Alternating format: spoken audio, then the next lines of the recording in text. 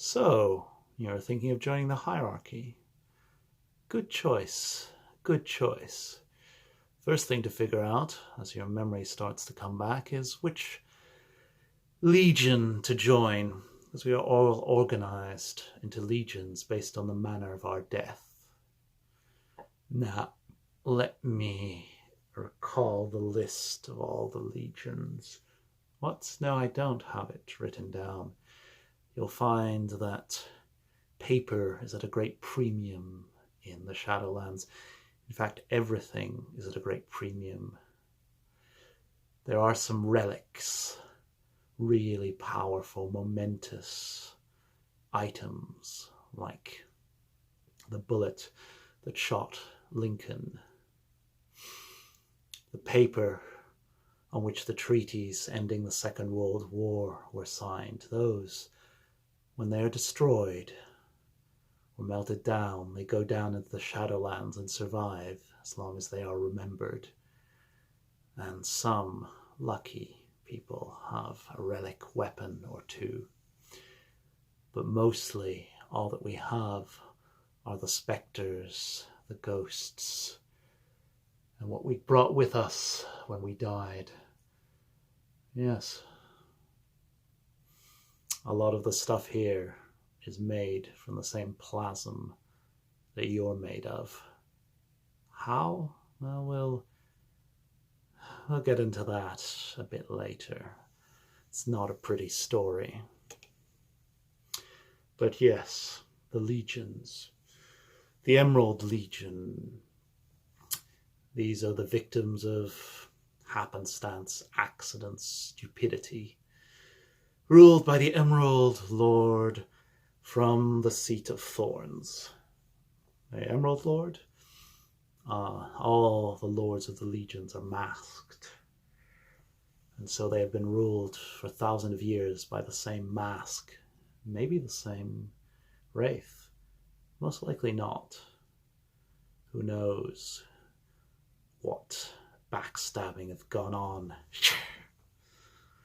Well, I know for a fact on what... No, that story's not mine to share, not yet. If you're really lucky, you could be part of the Legion of Fate. These are ones where there's the mark of fate upon you. Legions ruled by the Lady of Fate from the Seat of Fate. That's really a convenient mnemonic. Of these seats, mostly in Stygia, in the city, which you'll go to. If you don't go to, you'll probably be brought there at some point. And marked by fate, that's a wonderfully vague interpretation of how you died. You were fated to die. It is in some sense significant. It is important. And there's my legion, the Grim Legion, ruled by the Smiling Lord. We are all those who have died by violence from the Seat of Burning Waters. Now, I know the Smiling Lord is called that. I have no idea why it's called the Seat of Burning Waters, except to be cool. Most will find their ways to the Iron Legion, caused by those who have died of old age. You didn't die of old age, did you? Still can't remember? Ruled by the Ashen Lady from the Seat of Shadows, the Legion of Paupers, composed by the victims of mysterious circumstances. If you don't remember much, this is where you're going to go. Ruled by the Beggar Lord from the Seat of Golden Tears. You should remember this. Your life may depend on it. The Penitent Legion, victims of madness, ruled by the Laughing Lady from the Seat of Succor. They are the ones who are best at rebuilding the mind of a broken wraith, because they have to do it so often. The Silent Legion, victims of despair, read suicide, mostly led by the Quiet Lord from the Seat of Silence. And the Skeletal Legion, victim of one of the biggest killers of all time, Pestilence. Is ruled by the Skeletal Lord from the Seat of Dust. You'll choose your legion. You'll be given your job.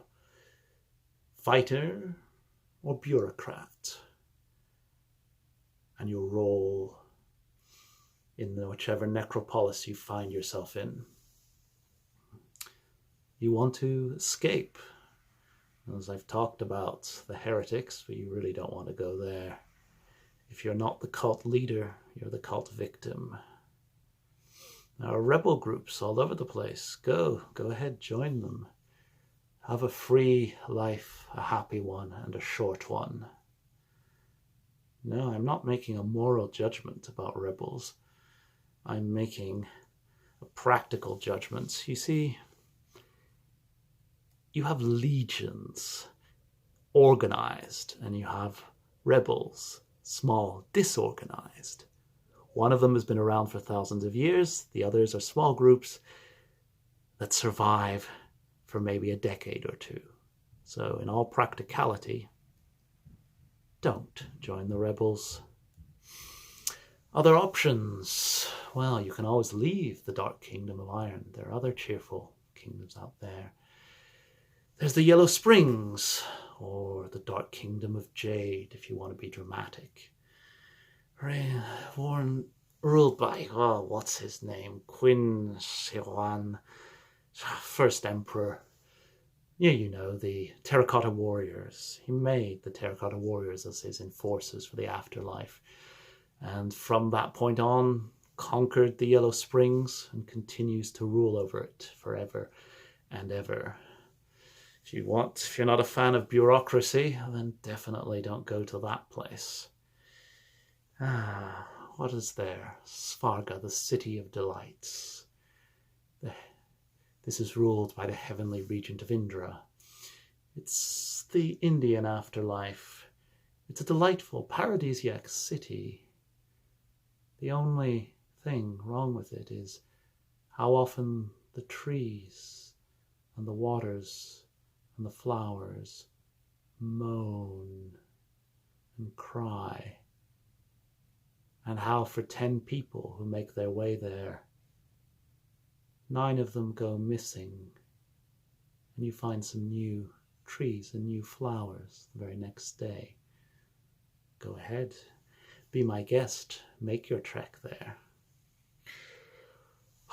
The Dark Kingdom of Obsidian, as they're called, in the Americas, buried deep down. I've seen them once. It used to be the Native American, the Aztec, the Inca, their afterlives, El Dorado, Mid-Clan, the islands of Flint, lands of gold. Now they're really hard to find, gone deep into the tempest, driven underground by Stygia's expansion. Africa? Well, as everyone knows, Africa is a monolithic continent. So it's the Dark Kingdom of Ivory that is identical from one necropolis in the north, the necropolis of Marrakesh to the necropolis of Johannesburg. No, that's not it. It's the Bush of Ghosts, as it's known. Very divided, very different from place to place. Cities with a great bush between them. They do have a Queen of Ivory. She's just a figurehead appointed to deal with credulous ambassadors from foreign places. Carta, the Dark Kingdom of Clay. The Aborigine Australian afterlife. Still there. Still hidden under Stygia if you go deep enough. There are other sort of mirror lands and other legends. In the Caribbean, they're a bit closer to each other. Le visible et les invisibles. And there are des mystères, and some serve them and some don't. I suspect these are just spectres and servants of oblivion with a different name. And I'm sure there are many different afterlives, current or past, that I've not discovered yet. If you stick with me, we should find out some more. I always wondered what happens in new places like Antarctica when people die with no background, no tradition. What do the wraiths there do? How do you found a new dark kingdom?